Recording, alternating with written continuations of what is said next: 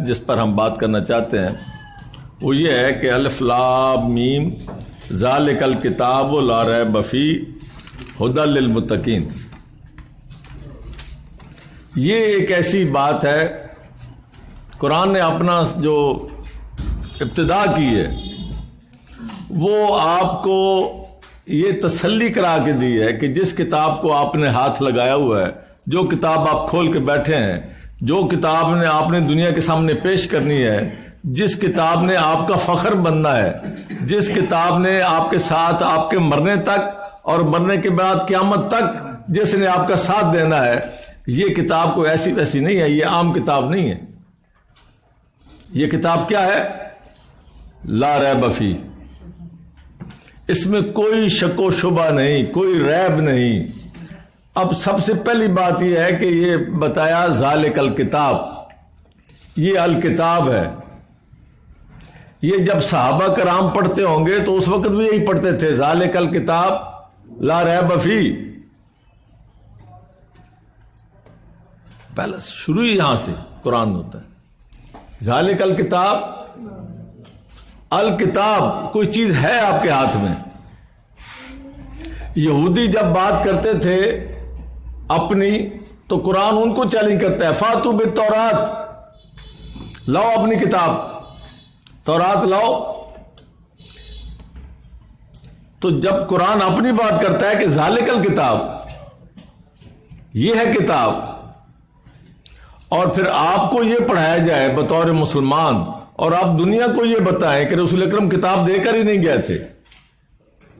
یہ تو بعد میں پھر اکٹھی ہوتی رہی، وہ پھر کمیٹیاں بنی صحابہ کی، وہ پھر حضرت زید بن ثابت کمیٹی کے سربراہ بنے، اور پھر آپ کو روایتیں ملیں، اور روایتیں بھی جس کے پیچھے ٹھپا لگا ہو کہ آج سند و صحیح، اس کی سند بالکل صحیح ہے، لیکن ہو قرآن کے خلاف، تو اس صحیح سند کو ہم نے کیا کرنا ہے؟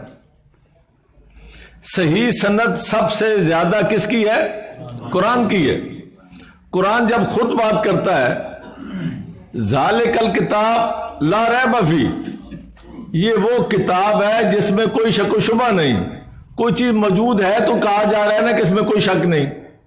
جو صرف ذہنوں میں ہے، جو صرف ہوا میں ہے، جو لوگوں کے پاس مختلف وہ نوٹس کی شکل میں پڑی ہے، وہ کتاب کیسے ہو سکتی ہے؟ اب ہم قرآن سے سمجھیں گے کہ یہ قرآن کو اللہ تعالیٰ نے اپنے آپ کو کہا ہے کہ یہ العلم ہے. وَلَنِ اتَّبَعْتَ مِن بَعْدِ مَا جَاءَكَ مِنَ وَلَنِ اتَّبَعْتَ أَهْوَاءَهُمْ مِن بَعْدِ مَا جَاءَكَ مِنَ الْعِلْمِ. اگر آپ نے ان کی خواہشات کی پیروی کی، ان کی خواہشات کیا تھیں؟ ان کے پاس اپنی کتابیں تھیں، اپنی روایتیں تھیں. یہ روایات صرف ہمیں نہیں ملی ہیں، یہ روایات ہر قوم کو ملی ہیں.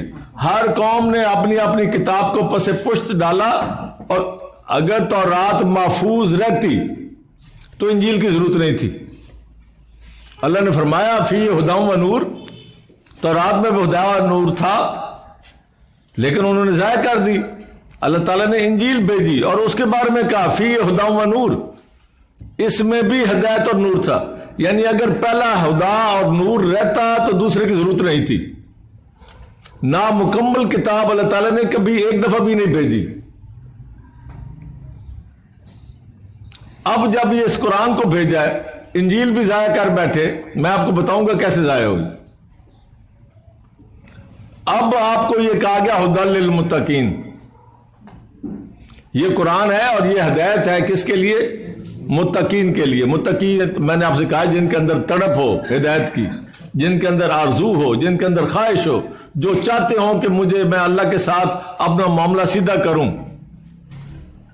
ان کے لیے اللہ تعالیٰ فرماتا ہے جو میرے ساتھ ملنا چاہتے ہیں، جو میرے راستے پہ آنا چاہتے ہیں، جن کو میری ملاقات کا خوف ہے، جن کو وہاں آنے کی امید ہے کہ میں اللہ کے سامنے پیش ہونا ہے، ان کے لیے میں نے یہ قرآن دیا ہے.